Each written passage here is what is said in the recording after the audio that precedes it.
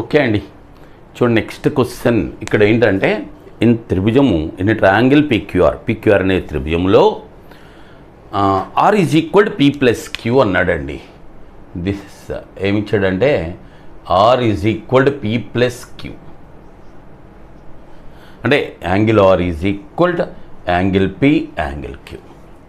దీని అర్థం ఏంటండి, త్రిభుజములో చూడండి ఎంత కాన్సెప్ట్స్ మీద ఇచ్చాడు. టెక్స్ట్లో క్వశ్చన్స్ ఏవి చిన్న చిన్న పాయింట్స్ అంటే త్రిభుజములో రెండు కోణాల మొత్తము మూడవ దానికి సమానమైతే అది లంబకోణ త్రిభుజము అంటే క్లియర్గా ఇదిగో ఈ రెండు కలిపి దీనికి సమానం కదా, ఇది లంబకోణము. ఆర్ అనేది 90 డిగ్రీలు మనకు అర్థమైపోయిందండి. ఆర్ ఎంత అంటే 90 డిగ్రీలు.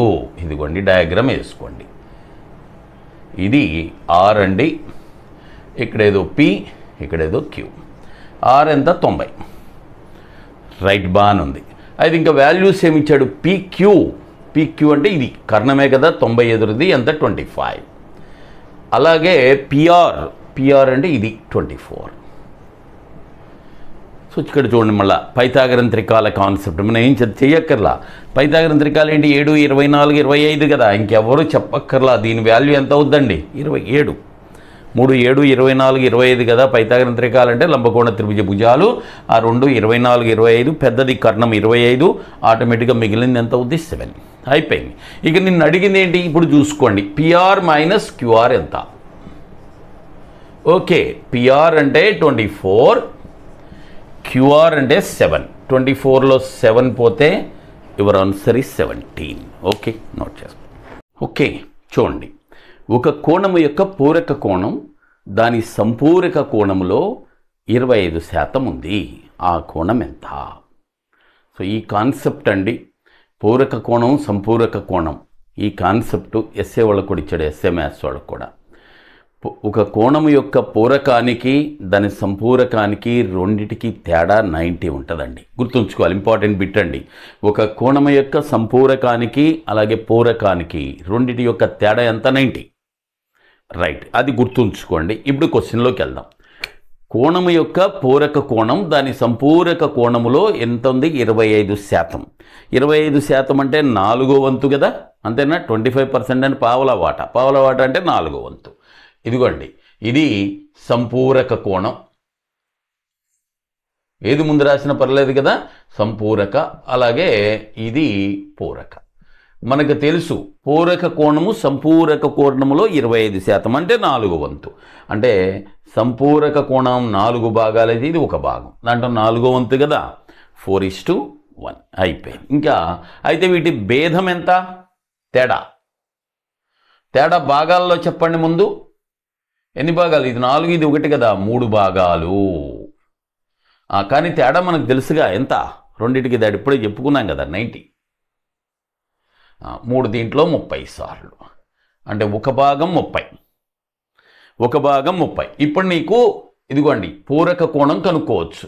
ఎంత, 1 భాగం కదా, ఏదైనా కనుక్కోవచ్చులేండి. 1 భాగం 30, 1 భాగం కాబట్టి 1 భాగం 30. రైట్, మరి ఆ కోణం ఎంత అని అడిగాడు. పూరక కోణం అడగల, కోణం అడిగాడు.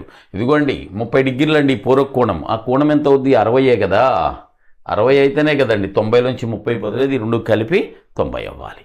ఇది 30 డిగ్రీలు పూరక కోణం అంటే ఒరిజినల్ కోణం ఎంత 60 అయితే 90లోంచి 60 పోతే 30 వచ్చేస్తుంది.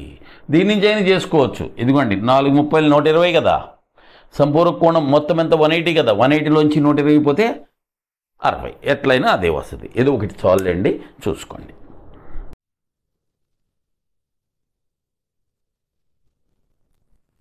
మొత్తం 1260. అయితే ఆ బహుభుజి యొక్క రకం ఏంటి, ఆ రకం ఏంటంటే అది దాంట్లో ఎన్ని భుజాలు ఉన్నాయి, అష్టభుజ, నవభుజ, దశభుజ ఇట్లా అని అర్థం. సరే మనకి తెలుసండి, ఒక్కసారి బేసిక్స్ గుర్తుంచుకోండి. n భుజాలు ఉన్నాయనుకోండి, అదే కనుక్కోవాల్సింది. ఆ బహుభుజిలో ఎన్ని త్రిభుజాలు ఏర్పడతాయి, ఒక శీర్షము నుండి n-2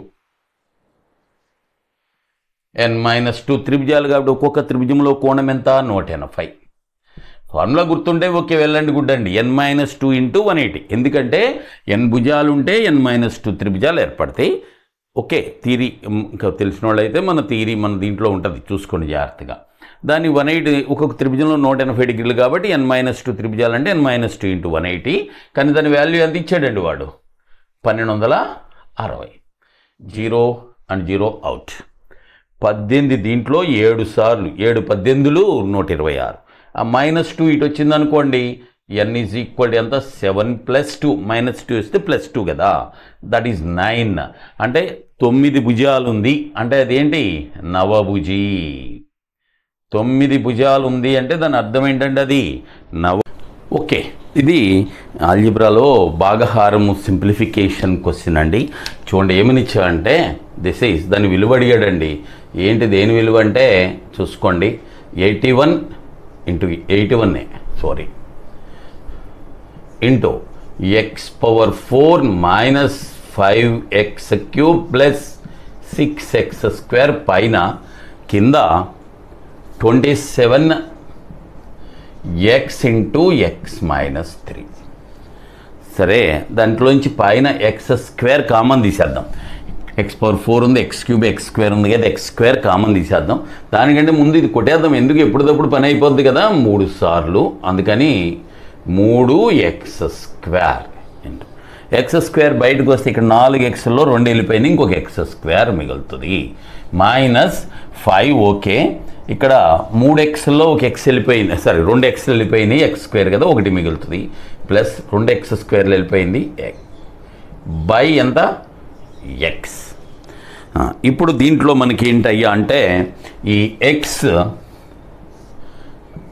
x కొట్టు, అక్కడ x² అంటే 2xలు కదా, అది ఇన్నో ఇక్కడ x కొట్టిపోయింది. 3 ఇంటూ ఇంకోటి ఉంది కదా, sorry x-3. So 3x into x-3. ఇక్కడ చూడండి, ఇక్కడ దీంట్లో పెద్ద మనం ఏం చేయక్కర్లేదండి, కాన్స్టెంట్ చూసుకోండి చాలు. 3ని ఎంత పెట్టి గుణిస్తే +r వస్తుంది? -3ని మైనస్ పోవాలి కాబట్టి -2 3 6 అండి. అంటే దీన్ని ఏం చేయొచ్చు అంటే మనం ఇలా రాసుకుంటామండి, 3x into x-3 into x-2 divided by x-3. ఎందుకు ఇలా రాసాం చూడండి, ఇక్కడ జాగ్రత్తగా చూసుకోండి. సో దీన్ని x-3లో 3 దీంట్లో 2 సార్లు, అలాగే ఇక్కడ మైనస్ ప్లస్ కదా, -3 2 సార్లు, మైనస్ ఇంటూ ప్లస్ మైనస్. ఇప్పుడు కావాలంటే చూసుకోండి, ఇదిగో x², ఇది ఇక్కడ 3 -3 -2 -5. అలాగే రెండింటిని హెచ్చ వేస్తే --- ప్లస్ 3 6 అయిపోయింది. సో x-3 x-3 కొట్టుకుపోతే ఆన్సర్ ఎంత అండి? 3x into x-2. నోట్ చేసుకోండి. ఓకే, నెక్స్ట్ అండి, ఇది గతాంకాల్లో కదా సింప్లిఫికేషన్ క్వశ్చన్ ఇచ్చాడండి. చూడండి ఏంటి ఇచ్చినాడంటే, this is 12⁴ into 9³ into 4 divided by 6³ 8² 27. ఇదండి ఇచ్చింది. దీన్ని మనం అంటే సింప్లిఫై చేయాలి. బెటర్ ఏంటంటే ఇది తీసేసి 12⁴ అంటే కొద్దిగా టైం పట్టిన 12 ఇంటూ 12 ఇంటూ 12 ఇంటూ 12 4 కదా, 4 కాబట్టి.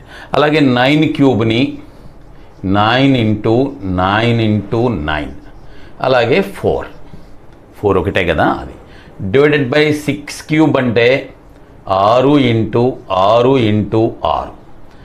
8² అంటే 8 ఇంటూ 8 ఇంటూ 27. ఇక క్యాన్సిలేషన్ ఇప్పుడు చేద్దాం. సో చూడండి, 6 12 ఎన్నిసార్లు? 2 సార్లు. మళ్ళీ ఈ 6 2 సార్లు, మళ్ళీ ఈ 6 కూడా ఎంత? 2 సార్లు.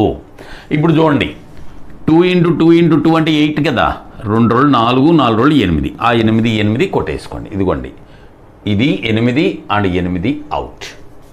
ఆ తర్వాత నిదానం చేసుకుని తొందర ఏం లేదు. ఈ 9 దీంట్లో 3 సార్లు 27లో, 4 దీంట్లో 2 సార్లు. ఇదెంత? 2 3 6 కదా, 6 12 ఎన్నిసార్లు పోద్ది? 2 సార్లు. 12 ఉంది పైన, 2 3 6 12లో 2 సార్లు అయిపోయిందండి. ఫైనల్ ఆన్సర్ ఏంటంటే 2 మిగిలింది, పైన 9 మిగిలింది, 9 కిందేమీ మిగల్లా.